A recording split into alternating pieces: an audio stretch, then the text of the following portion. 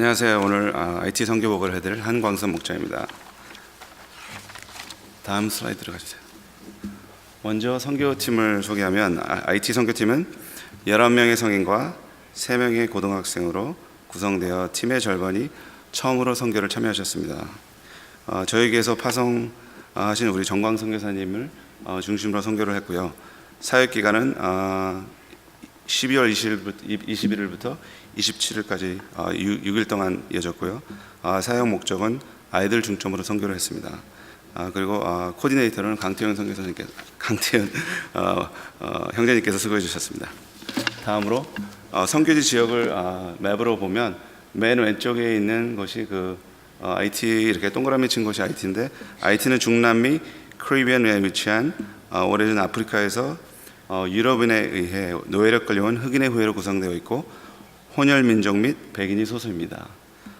가운데 있는 그 사진은 가운데 있는 사진은 IT를 보시면 미국의 오른쪽에 위에 초록색으로 된 게 플로리다인데, 마이애미에서 한 2시간 비행기 타면 갈 수 있습니다. 그 다음에 가운데 있는 사진은 먼저 저희가 도착한 포르프린스라고 IT의 그 수도인데, 수도에서 그 선교사님이 선교하시는 그 지역이 한 2시간에서 3시간 사이에 차로 가면 갈 수 있습니다.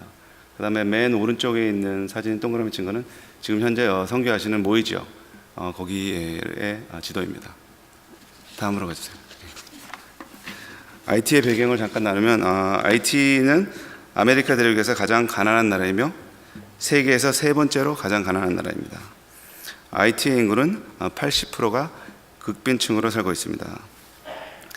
IT의 어려운 환경을 잘 나타내고 있는 대표적인 예로 기능적인 우체국이 아예 없고 IT의 인구의 70%는 완전히 전기가 없습니다. 미션 사역 동안 저희도 충전식 휴대용 조명과 플래시라이트로 활동하였습니다. 학률을 보면 IT의 초등학교 입학률은 57%이며 그 중에 졸업하는 학생은 30% 미만입니다. 중고등학교 등록은 한 20% 정도 됩니다. IT의 종교는 부두교이고 2003년 IT에서 공식 종교로 인정받았고 일부 IT인들은 로만 카톨릭도 섬깁니다.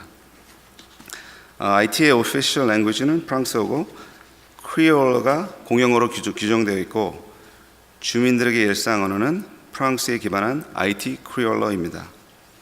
마지막으로 2010년에 발생한 IT 대지진으로 무려 25만여 명의 목숨이 잃었습니다. IT 대지진은 20세기와 21세기를 모두 합쳐 가장 거대한 자연재해 중에 하나입니다. 다음으로 넘어가겠습니다.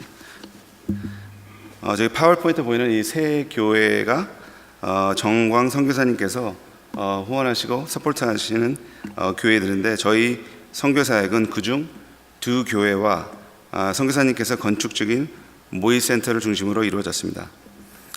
선교사역 중 중요한 시간 중 하나는 사역을 마친 저녁 시간 하루에 사역을 나누는 간증의 나눔의 시간이었습니다.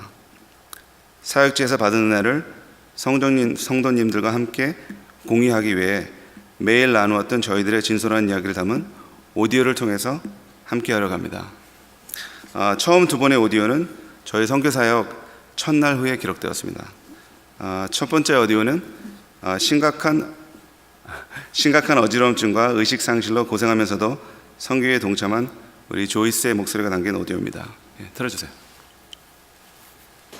저는 이렇게 막 비행기 타면서도 막 전에 비행기 타는 동안에도 이렇게 막 예감이 안 좋아지는 기분이 드는데, 저는 예감이 안 좋다가 비행기 타고 간다니까 너무 설레고 막 춤추고 막 그랬었는데, 어느 순간부터 이렇게 너무 이렇게 기분이 달라지고 패닉이 오고, 나는 며칠 전만 해도 많이 쓰러지고 의사 보지 말라 그랬는데 내가 왜 여기 있지? 갑자기 막 너무 막 기분이 안 좋아지는 거예요. 원래 선교 가는 거를 너무 좋아하고 그런데 그걸 다 잊게 되고, 내가 이러면 안 되는데 왜 이러지?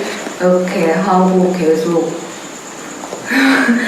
그랬는데, 차를 타면서 센터 가는 길에 한 작은 아이 인사하는 너무 예쁘게 웃는 거예요. 근데 그 그 미소를 보는 순간 이렇게 마음이 너무 편안해지고, 그래 내가 여기를 이 미소가 하나님 통해서 계속 유지되는 거를 위해서 왔지 내가 왜 왔겠어 이렇게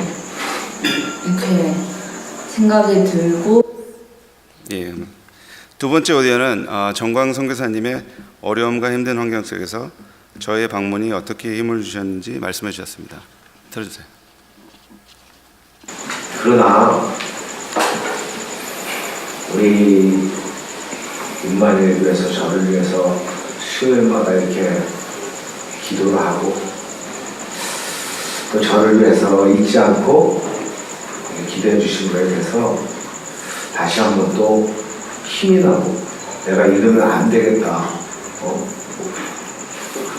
진짜 이거는 영적 전쟁이기 때문에 내가 더 열심히 내가 여기서 죽어야겠다 하는 각오로 이렇게 하루하루 버티고 있었습니다.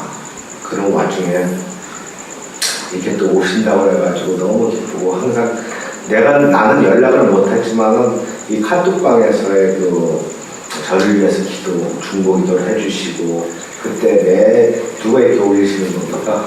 근데 그게 카톡이 너무 궁금해. 나는 이 와이파이가 잘 들어오는 동시에 그게 켜져가지고 그 내용들 때 한 번 보고 또 뭐 하겠어요? 이거 또 보고 또 리필해서 또 보고 또 읽었던 거 다시 한 번 또 읽고 이게 하루하루 달려보면서 기다려지더라고요. 다음으로 넘겨주세요. 이번 단기 선교 시간은 크리스마스 주간이었으므로 예수님의 탄생과 구원을 중심으로 찬양과 예배를 드렸습니다. 예배의 다른 사역으로는 리코더, 탬버린 연주를 가르치고 아이들과 함께 축구를 하며 게임과 크래프트를 만들고 점심 식사를 같이 함께 하였습니다. 매일 평균 100명에서 150명의 아이들이 참석하였고 마지막 오디오는 저희가 마지막 날 사역을 마치고 나누는 네 분의 간증의 이야기를 이어서 듣겠습니다. 제가 위로받았던 말 중에 하나가 이제 목사님 어제 그저께인가요? 선교는 하러 오는 게 아니라 배우러 오는 거라고. 그 말이 저는 좀 제 나름대로 좀 이렇게 저를 다시 볼 수 있는 기회가 된 것 같아요. 아마 가시고 나서 저한테 항상 물어볼 거예요. 언제든 또 올 거예요. 그게 제가 제일 그 아이들한테 대답하기 힘든 말이겠죠. 언제 온다는 그런 게 약속하면 안 되거든. 엄마가 버린 것처럼. 단지 그냥 그 아이 사실은 제가 선교 준비를 하면서도 나는 못 갈 확률이 많다는 생각을 계속 하면서 한 거예요. 거의 한 80%, 90%. 근데 그래도 하느님하고 약속을 했으니까 가야지. 그런 마음으로 그냥 이제 비행기를 타고 왔는데 그냥 딱 여러 가지 스토리가 있겠지만 그냥 안 왔으면 어쩔 뻔했을까. 오늘 이제 그 생각이 들었고요. 제가 안 왔으면 제가 안 보고. 우리가 분명히 선교를 오면 선교에 대해서 여러 가지 생각을 하게 되잖아요. 느낀 것도 많고 생각하는 것도 많은데 그게 내 개인적인 것에 내 인생에 대해서만 한계를 가지고 생각한다면 그건 너무 좁은 것 같아요. 이제 선교에 대해 생각할 때 지평을 좀 더 넓혀가면 좋겠습니다. 하나님께서 내게 주신 은혜를 생각하다가 이제 하나님 우리 목장에게 어떻게 선교하는 목장이 되게 하실까? 하나님이 우리 임마누엘 교회가 선교적인 교회로 이렇게 자라나게 하시는 일에 내가 어떻게 쓰임받을 수 있을까? 내가 어떻게 기여할 수 있을까? 에 대해서 좀 더 프랙티컬하게 생각을 해주실 수 있으면 좋겠습니다. 예. 마지막으로 정광 선교사님 기도 제목을 나누겠습니다. 첫 번째는 모의센터 지금 선교하시는 중점으로 하시는 그 건축이 잘 진행되도록 여기 슬라이드 보면 오른쪽 위쪽에 그 지금 선교센터 안에 사진을 찍은 건데 그 지금 보이시는 그 부분이 앞으로 예배당이 세워져 할 곳인데 아직 지금 시작도 밋밋하고 아직 많은 건축이 필요합니다. 예.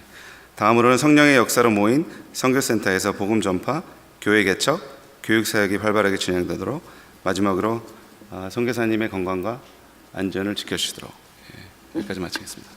안녕하세요. IT 단기 선교를 다녀온 홍선희 부목자입니다. 저는 3년 전 큰아들이 임마누엘 오케스트라에 입단하면서부터 학부모 임원이 되어 오케스트라 팀에서 봉사를 하기 시작했었습니다. 매년 서너 번의 연주회를 통해서 네팔, IT 등 여러 선교지를 후원하였고 아이들이 악기로 하나님을 찬양하며 선교지를 후원할 수 있다는 것이 참 귀하다는 생각이 들었습니다. 지난 봄 IT 정광 선교사님 돕기 연주회를 준비하면서 홍보 자료를 만들기 위해 선교사님 사모님과 연락을 주고받으며 정광 선교사님에 대해 조금씩 알게 되었고 평범한 삶을 사셨던 그분이 모든 것을 내려놓고 홀로 척박한 땅 IT에서 헌신하신다는 사실이 저에게는 정말 놀랍기도 하고 한편으론 이해하기가 어려웠습니다. 그러기에 좀 더 알고 싶다는 생각이 들었습니다.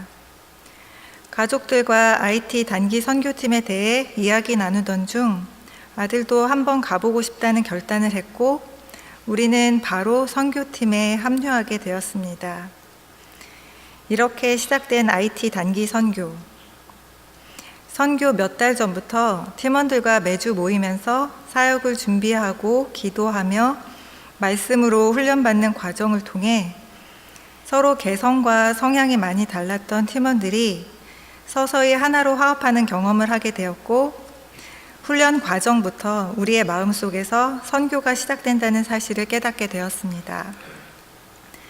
IT의 혼란스러운 정세와 폭동, 여러 악재 속에서 오직 주님이 함께 하신다는 믿음 가운데 출발한 IT. 그곳에 도착해 보니 2000년대를 살아가는 우리의 모습과는 전혀 다른 정말 쓰레기 더미와 무법천지라는 말 외에는 표현이 안 되는 환경에 놀랄 수밖에 없었습니다. 정광 선교사님이 사역하고 계시는 모의 지역 제2센터에서 우리는 준비해온 사역을 통해 그곳의 아이들과 교제하고 가르치고 함께 찬양하며 우리의 유일한 소망 되시는 예수님을 전하기 시작했습니다. 물질로 돕는 것도 중요하겠지만 무엇보다 예수님이 태어나신 날 아이들의 인생의 전환점이 될 수 있는 시간을 우리가 함께 할 수 있다는 데 큰 의미가 있었습니다. 가난과 어려운 환경 속에서 소망이 없던 아이들이 VBS를 통해 즐거워하고 하나님을 찬양하는 모습을 보면서 문득 제 자신을 되돌아보는 시간을 갖게 되었습니다. 하나님이 늘 채워주심에도 불구하고 조금이라도 부족하다고 느끼면 불안해하며 더 채워달라고 떼쓰던 저의 모습이 부끄럽게 스쳐갔습니다. 좋으신 하나님, 참 좋으신 나의 하나님. 아이들에게 이 찬양곡을 리코더로 가르치며 음악 사역을 담당했던 저는 이번 단기 선교 여행을 통해 IT 모의 지역에 대한 희망과 비전, 기도해야 할 방향을 알게 되었습니다. 그리고 IT에서 예수님을 모르고 살아가는 불쌍한 영혼들을 마음에 품고 떠나신 선교사님의 마음도 조금은 알 것 같았습니다. 참 좋으신 하나님, 주님이 사랑하시는 그곳 IT 모의 지역에서 정광 선교사님의 귀한 섬김을 통해 아이들에게 복음의 씨앗이 뿌려지고 풍성하게 열매 맺는 귀한 사역지가 되길 바라며 현지에서 선교사님과 동역할 수 있는 리더들이 많이 세워질 수 있길 예수님 이름으로 기도드립니다. 시편 126편 5절 눈물을 흘리며 씨를 뿌리는 자는 기쁨으로 거두리로다. 아멘. 감사합니다. 저는 지난해 12월 IT 단기 선교 일원이었던 고등부 한이름이라고 합니다. 선교를 준비하면서 그리고 짧은 시간이지만 IT에서 활동하면서 느꼈던 점들을 함께 나누고자 합니다. 처음 아버지를 통해서 IT로 단기 선교를 함께 가지 않겠냐는 이야기를 들었을 때 글쎄라는 생각이 들었습니다. 이전에도 몇 번 단기 선교를 다녀온 경험이 있었지만 그건 모두 중고등부에서 비슷한 또래 아이들과 갔던 것이었기 때문에 어른들과 함께 선교를 간다는 것이 잘 상상이 되지 않았습니다. 이전에 선교 여행만큼 좋을 것 같지 않다는 생각도 들었습니다. 더 솔직히는 제가 선교 여행을 통해 경험하게 될 것에 대한 큰 기대를 하지 않았다는 말이 맞을 것 같습니다. 저는 선교 여행에서 뜨거운 예배를 경험하고 싶은 기대가 있었고, 그리고 그러한 예배를 통해 제 믿음이 성장하는 체험을 하곤 했거든요. 하지만 하나님께서는 제 믿음과 선교와 인생에 대한 제 생각을 바꿀 만한 무언가 다른 계획을 가지고 계셨습니다. 사실 선교팀이 구성되고 매주 모임이 이어졌지만 IT 선교를 가는 건가 하는 마음이 들었습니다. 오히려 제 입장에서 모임이 이어질수록 좌절스럽고 씁쓸한 마음이 더 커져갔습니다. 시간은 흘러가는데 뭔가 진전이 되는 것은 없다는 느낌이 저를 실망스럽게 만들었고, 뭔가 팀이 제대로 만들어져 간다는 느낌보다는 다들 관심이 없거나 서로 갈등하거나 하는 듯한 모습만 제 눈에 비쳤습니다. 또한 어른들이 당신들이 불편하고 하기 싫은 일들을 아이들한테 시키는 것 같은 한국식 문화에 약간 반발이 생기기도 했습니다. 그럴수록 제 마음은 점점 교만으로 가득 차게 되었던 것 같아요. 그렇게 남탓만 하다 보니 정작 제 스스로는 선교에 대한 아무런 준비도 하지 못했고, 내가 선교를 왜 가는지 진정한 목적도 찾지 못했습니다. 그냥 형식적으로 하나님의 마음을 조금 더 알기 원한다는 말로 포장할 뿐이었습니다. 이제 IT에 도착해 그 도시와 거리를 보는 순간 저는 충격을 받았습니다. 정말로 황폐한 환경에서 사람들이 살고 있었습니다. 그곳 상황에 대해서 제대로 알고 있지 못했기 때문에 그 충격은 더 컸던 것 같아요. 이런 환경 속에 있는 사람들에게 내가 과연 무엇을 줄 수 있을까라는 생각이 들었고, 이러한 고민은 선교 기간 내내 이어졌습니다. 비록 제 마음은 차갑게 굳어 있었지만 선교 활동은 계속 진행되었습니다. 지금 돌아보면 그때 제가 제대로 준비되지 못해서 또 마음이 굳어 있어서 정작 그곳 아이들에게 하나님의 사랑으로 바라보지 못했다는 게 후회가 됩니다. 아이들을 돌보고 그들을 위한 활동을 진행했지만 그 행동이 하나님과 아이들을 향한 진정한 사랑에서 우러나온 것은 아니었습니다. 아이들과 함께 하면서 제 눈에는 그들의 죄된 모습만 자꾸 보이는 것이었습니다. 그들에게 진정으로 필요한 것은 예수 그리스도의 복음인데 그들은 저희가 가지고 간 물건에만 온통 관심이 있었습니다. 그러나 하나님은 그들을 통해 바로 제 모습을 드러내셨습니다. 하나님은 제가 무엇이 필요한지 정확히 알고 계십니다. 그럼에도 불구하고 저는 늘 가치 없는 것들에만 관심이 있고 그것을 가지려 애쓰고 있습니다. 그때부터 하나님은 제 딱딱한 마음을 녹이기 시작하셨고 그분의 뜻을 제게 보여주셨습니다. 어느 날 밤 팀원들이 함께 모여 하루를 정리하는 시간이었습니다. 그날 나누어졌던 이야기는 구체적으로 기억하지 못하지만 그 시간 저는 저보다 오랜 시간 크리스찬으로 살아가고 애써오신 어른들을 다시 보게 되었고 존경하게 되었습니다. 그분들이 얼마나 성숙하기 위해 또 하나님께서 원하시는 삶을 살기 위해 애쓰고 노력하는지 볼 수 있었고 저도 그분들처럼 그렇게 노력하고 싶은 열망이 생겼습니다. 그 순간 우리 선교 여행 동안 하나님께서 얼마나 신실하셨는지 우리에게 훌륭한 선교사님과 함께 할 수 있도록 축복하셨는지 고백할 수 있었습니다. 팀원이 아플 때 하나님께서 치료의 손길로 만져주셨고 우리가 복음을 담대히 전할 때도 심지어는 우리의 마음이 굳어져 있을 때조차 하나님은 성령으로 함께 해주셨다는 것을 고백할 수 있게 되었습니다.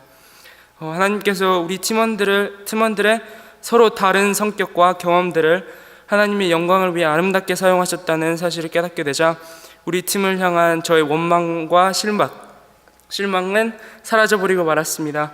그리고 단지 적은 제 경험에만 근거했던 믿음을 돌아보게 되었습니다. 하나님께서 그보다 훨씬 크신 분이기 때문입니다.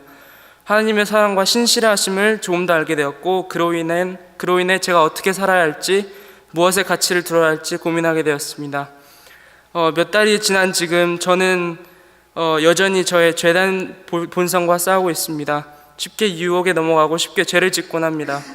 그렇지만 저를 향하신 하나님의 은혜와 신실하심을 기억하고 매 순간 다시 하나님께 돌아가려고 애쓰고 있습니다. IT 단기 선교를 통해 하나님께서는 돌 같은 제 마음을 부숴주셨고 하나님의 뜻에 따라 사는 삶에 대해 확신을 주셨습니다. 오직 하나님이 말씀하신 진리에만 뿌리를 두고 진정으로 성장하길 소원합니다. 감사합니다.